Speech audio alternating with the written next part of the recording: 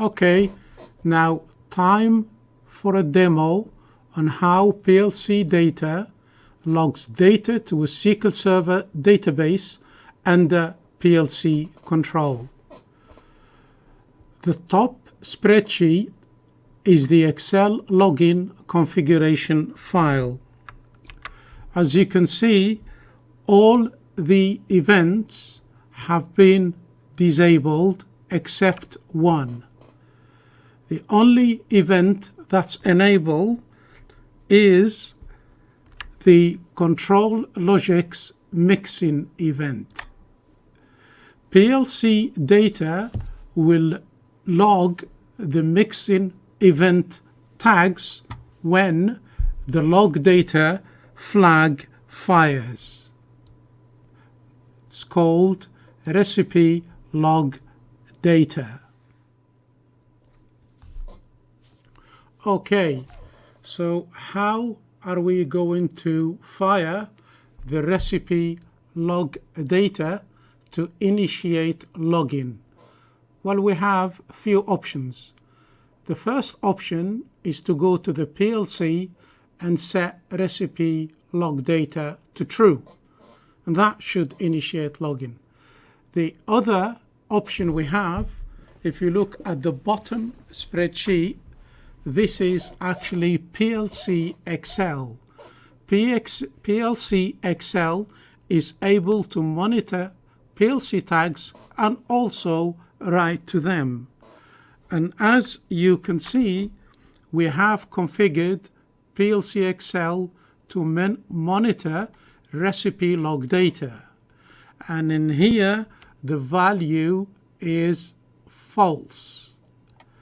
And we will demonstrate that we can actually change it by going to the right value, and we're going to change it to true, and we go enter, and as you can see, it has changed the value to true. We have true and true, and this way, this is how we are going to fire the recipe log data to initiate login. Okay, next is to demonstrate that PLC Data creates a database called PLC Data DB along with all the required tables. Here is SQL Server Management Studio, and as you can see, there is no database called PLC Data DB. For the database to be created, we need to locate PLC Data in the Windows services. So let's do that. And as you can see, this is the services, and PLC Data is truly there, but it stopped and we need to start it. So let's start PLC Data. There we go.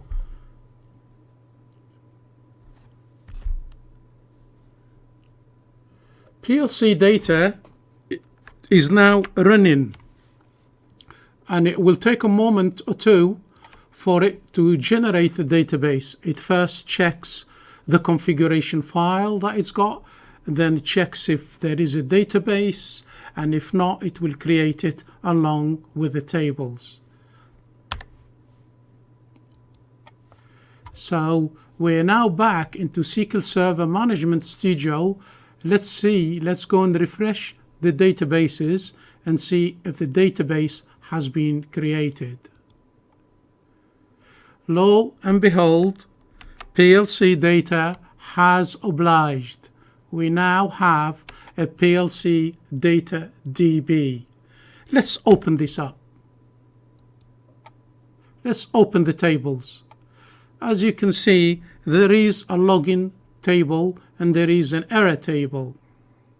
So let's just see what's in the data log table.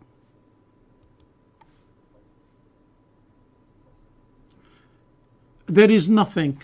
And the reason there is no data, because we have not asked PLC Data to log the mixing event tags, because we have not fired the log data event. Okay, now we are going to fire the recipe log data to on to initiate login.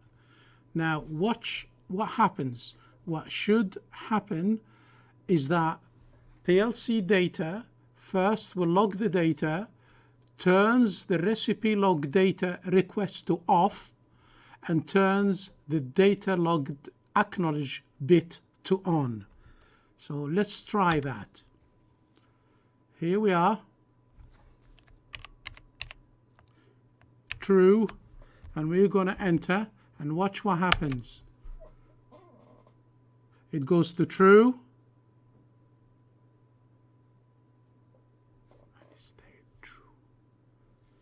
And it stayed true. Okay, so it hasn't logged the data for some reason. So let's see why. One of the ways is to check the configuration file. Okay, so we have, it definitely is recipe log data. The next bit is to go to the event log and see if we have any issues there. So let's refresh, and we do appear to have an error.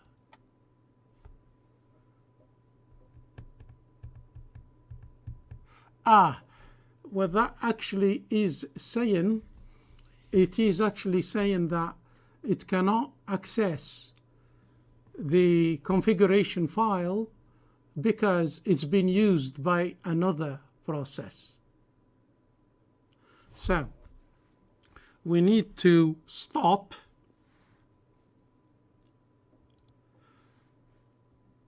PLC Data. It's actually good that it happened, so you can see. And then we need to close the configuration file. We're going to save it. You see, it could not read it. It could not read it because we had it open. Let's go back to service and let's go start and go back to, so you can see now that PLC Data has logged the data and turned the request to false. And if you actually look, it has also turned the acknowledge to true. So let's go to our database and see if we have any data in there. Okay, there we are. Let's execute the query, and there is your data. So let's just summarize.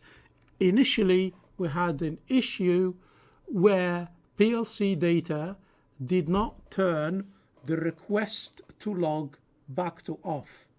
We went to the event log, and the event log told us that the configuration file was open and PLC Data could not read it. PLC Data reads the configuration file when it starts. So if you ever change the configuration file, save it, close it, and restart PLC Data. But as you can see, PLC Data turned off the request bit, turned on the acknowledged bit, and logged the data as expected. Now that we have logged our data into the SQL Server database created by PLC Data, what about reporting? Can you recall that we configured some daily reports about 7:30 in the morning. What happened to them?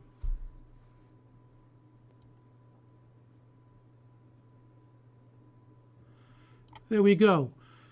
If we look at the control logics mixing report, we've scheduled one to run every morning at 7:30.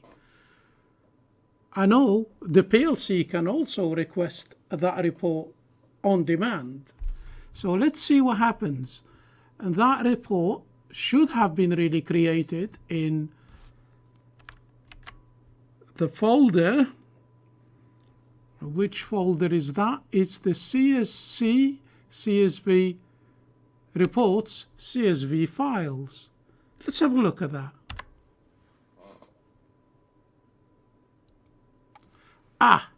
And there is a report.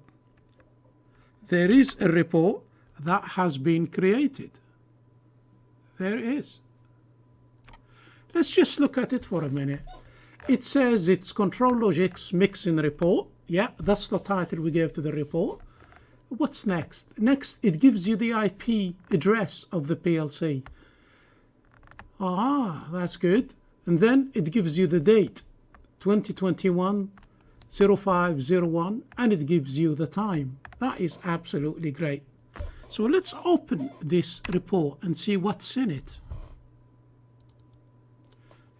It's a CSV file, so Excel should open it, no problem.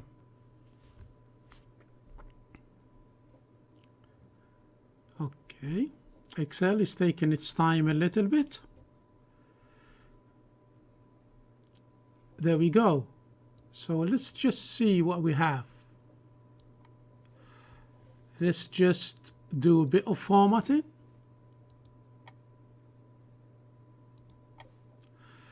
And as you can see, on the first row, you've got the title of the report and you've got the PLC address. There. Then underneath, you've got section 1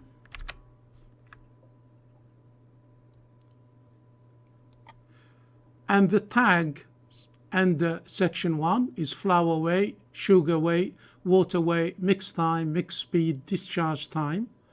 Then we have section 2. And under section 2, all we have is just the temperature, which we haven't been logging. That's why you are seeing there is no data. And then on column H, you've got the run ID.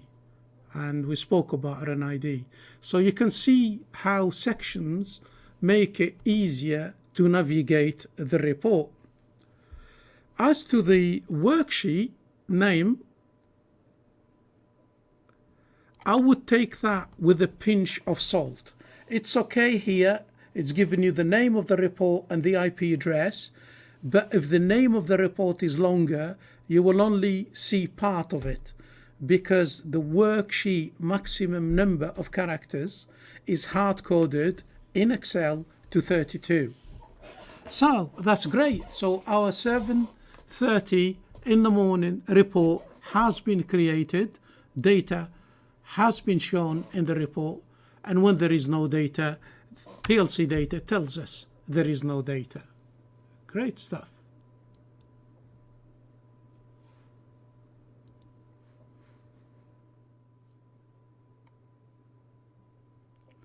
Now we are going to demo how the PLC can generate reports on demand.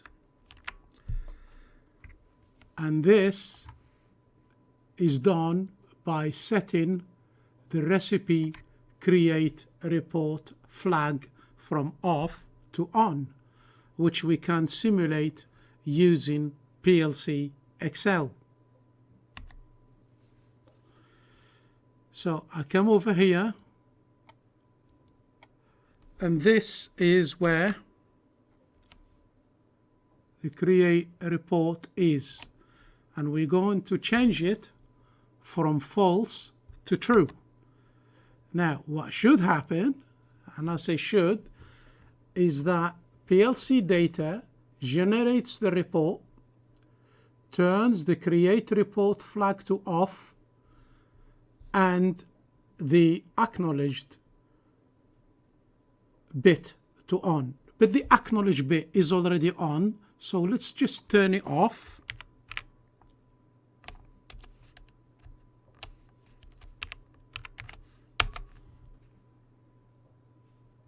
Okay, so they're both off now. So now I'm going to turn the create report flag to true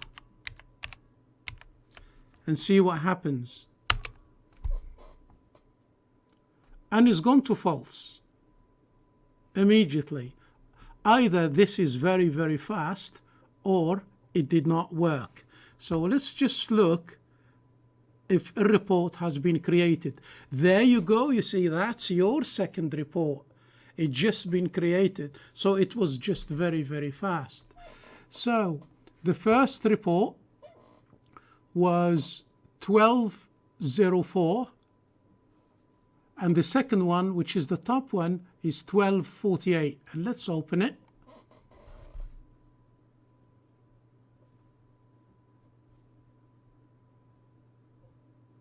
Again, Excel seems to be taking its time. There is so many Excel sheets open at the moment. And there you go. That's our report, which has been created by the PLC. We have the data, we have the report, we have the sections, the run ID, all the data is there. Okay, let's now demo how PLC Data handles continuous login. So what I've actually done, I have turned the control.logix mixing event off. It's false.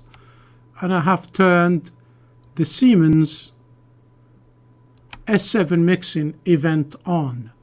The reason for that is because the S7 mixing event does not have the PLC address filled in.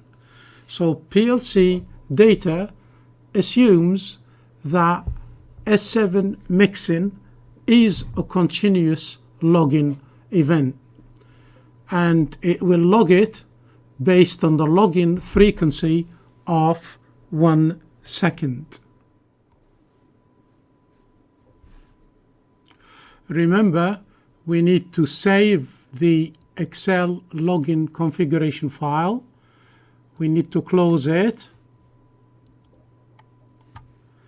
And we need to restart PLC Data. So let's restart it, because it only reads the configuration file on startup. Okay, so we restarted it. Let's now go to our database and see what's happening. We execute the query and we've got more data. To actually see login, let's order by ID descending.